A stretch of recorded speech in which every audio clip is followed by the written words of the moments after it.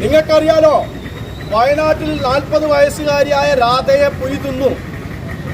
മാസങ്ങൾക്ക് മുമ്പ് രാധയുടെ ജിമിക്കിക്കമ്മലും മാലയും മുടിയും എല്ലാം ചത്ത കടുവയുടെ വയറ്റിൽ നിന്ന് പോസ്റ്റ്മോർട്ടം ചെയ്തപ്പോൾ കിട്ടി.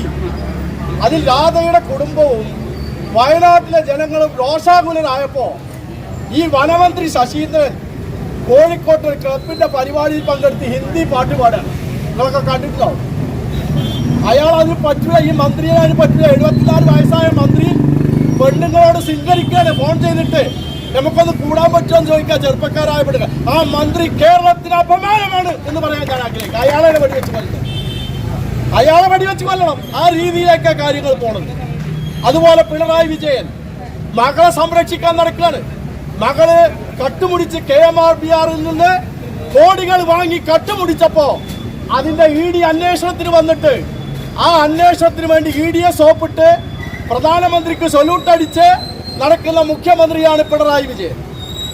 ആ പിണറായി വിജയന്റെ മന്ത്രിയാണ്, മകനാണ്, മരുമകനാണ് പൊതുമരാമത്ത് മന്ത്രി, ടൂറിസം മന്ത്രി റിയാസ്. ഇപ്പോ മലപ്പുറം ജില്ലയില് നിങ്ങൾ കണ്ടില്ലേ ഹൈവേ പൊട്ടി വീണത്? കോട്ടക്കലിനടുത്ത് ഹൈവേ പൊട്ടി വീണു. അത് ഗഡ്കരിയുടെ ഹൈവേ. ഇവര് സംസ്ഥാന ഗവൺമെന്റ് അവരുതാന്ന് പറയുന്നതാണ്. പക്ഷെ പൊട്ടി വീണപ്പം ഗഡ്കരിയുടേതായി. അതുവരെ സംസ്ഥാന ഗവൺമെന്റിന്റെ നേട്ടങ്ങളുടെ പട്ടികയിലാണ് പറയുന്നത്. ഈ ഗവൺമെന്റിനെ കൊണ്ട് രാജ്യത്തെ ജനങ്ങൾ നാണം കെട്ടുപോയിരിക്കും. നമ്മൾ പ്രകടനത്തിന് UDF പ്രകടനം നടത്തുന്നു. ഈ കച്ചവടക്കാരും ഇവിടെ ഈ സാധനം വാങ്ങാൻ വന്ന ആളുകളൊക്കെ നമ്മളോടൊപ്പം ഉണ്ട്.